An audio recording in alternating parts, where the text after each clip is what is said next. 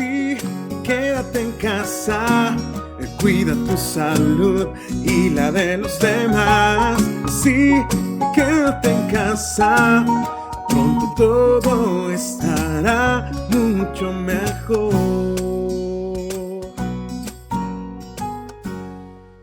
Hola, yo soy Alejandra López Fuentes, soprano, y estoy muy contenta de poder llegar hasta ti una vez más gracias a esta plataforma de la Secretaría de Cultura del Estado de Coahuila para compartir contigo un poquito de mis pensamientos sobre la técnica vocal, mi quehacer artístico y sobre todo de los 3 pilares de mi voz.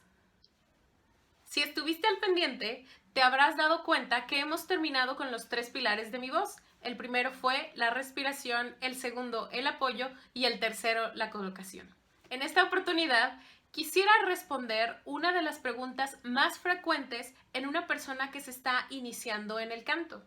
Es una pregunta que en determinado momento todos los que cantamos o hablamos y tenemos contacto profesionalmente con la voz nos hemos hecho. ¿Qué tipo de voz soy o qué tesitura soy? Para adentrarnos en este tema es necesario primero hacer la definición de la palabra. Tesitura viene de la palabra italiana tessitura. Esta hace referencia a la zona de extensión de los sonidos que es capaz de emitir una voz humana o un instrumento. O sea, de qué nota más grave a qué nota más aguda somos capaces de emitir los seres humanos o los instrumentos.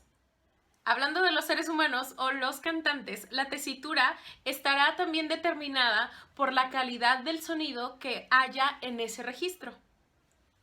La extensión de este registro siempre dependerá del trabajo individual de cada cantante y de las características propias de su voz. Las voces sanas comúnmente tienen una extensión de al menos 2 octavas. En el teclado de un piano, estas octavas se miden cada 8 teclas. Hay características específicas para definir esta voz. Como ya te lo dije, esta facilidad o la mejor calidad sonora de ese registro es una de ellas. O sea, un volumen considerable, un timbre agradable y una voz que se escuche sana, relajada y natural. Ahora pasemos a esta clasificación de las voces. Usualmente se dividen en 2 grupos, que son las voces masculinas y las femeninas.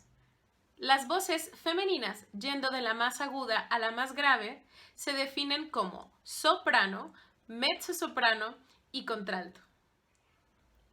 Las voces masculinas, igualmente de la más aguda a la más grave, tenores, barítonos y bajos. De toda esta clasificación de voces hay subclasificaciones, es decir, no todas las sopranos suenan igual y no todas las sopranos tienen el mismo registro vocal. Aplica esto para todas las tesituras, es decir, mezzos, contraltos, bajos, barítonos y bajos. También existe la voz blanca o la voz infantil.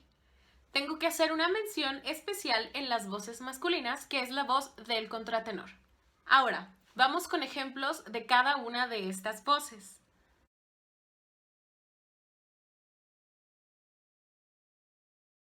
En términos muy generales, podría decirte que una soprano tiene un registro aproximado de un sol 4 a un do 6. Ahora vamos con un ejemplo.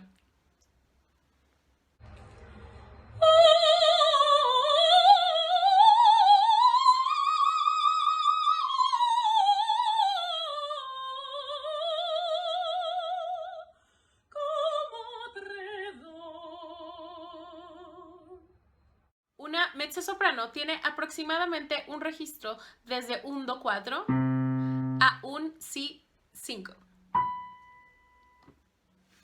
Ahora vamos con un ejemplo.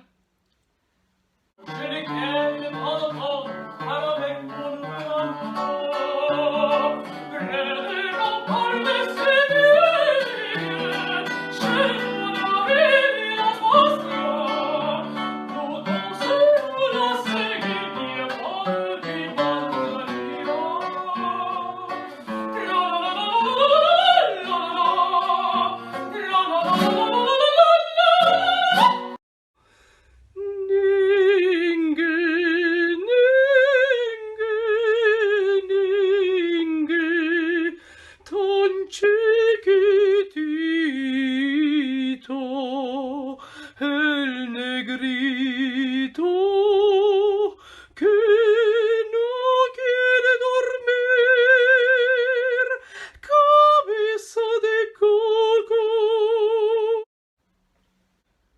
Y la contralto, que es la voz más grave de toda esta clasificación de voces femeninas, tiene una extensión aproximada de un La 4 a un Sol 5.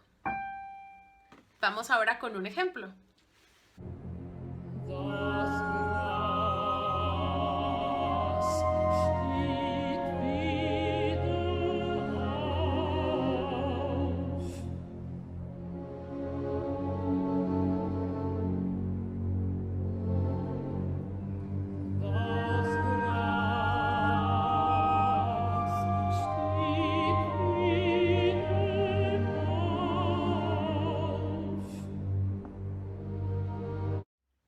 La extensión aproximada de un tenor es de un Sol 4 a un Do 6. Ahora vamos con un ejemplo.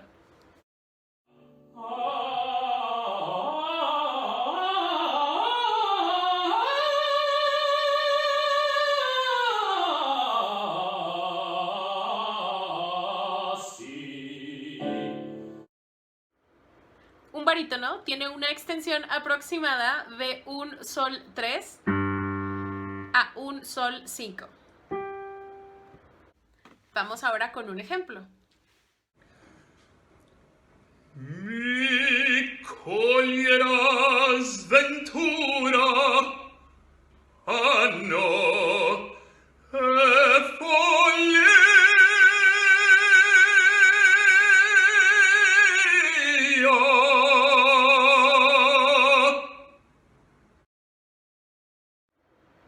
Y la extensión aproximada de un bajo es de un Mi 3 a un Do 5.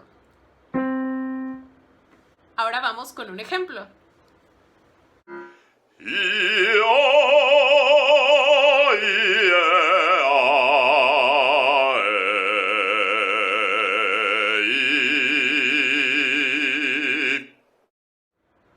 Las voces infantiles o voces blancas, llamadas así porque carecen de un vibrato, tienen una extensión aproximada de su registro desde un Do 5 a un Re 7. Y vamos con el ejemplo.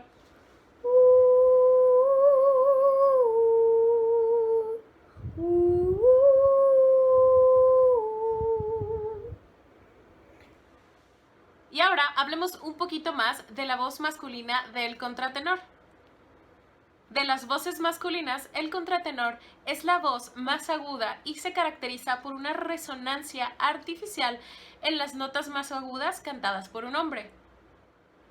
En la antigüedad, los castrati o castrados era ese grupo de hombres que en su niñez perteneció a algún coro y antes de que aparecieran sus caracteres sexuales secundarios, eran castrados para conservar su voz sin ningún cambio.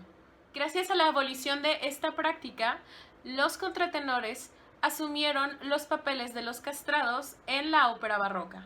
A su vez, los contratenores tienen una subdivisión que pueden ser contratenores sopranistas, contratenores mezzosopranos o contratenores contraltos.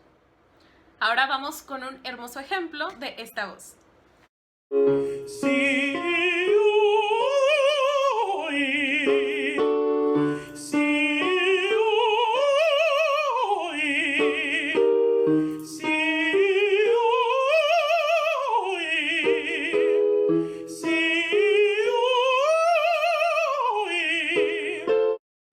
Gracias a las investigaciones actuales sobre las hormonas en la voz, podemos disfrutar de cantantes transexuales. Si bien a la fecha no hay una clasificación para estas personas, es importante mencionarlas. Hay reportajes y documentales muy interesantes que puedes encontrar sobre el tema en internet. Basta con teclear cantantes transgénero y ahí encontrarás toda esta información. No olvides que si tienes alguna duda, puedes escribirme y ten por seguro que voy a contestarte lo más pronto posible. Espero que esta información haya sido útil y clara para ti. ¿Crees que ahora puedes decirme qué tesitura eres?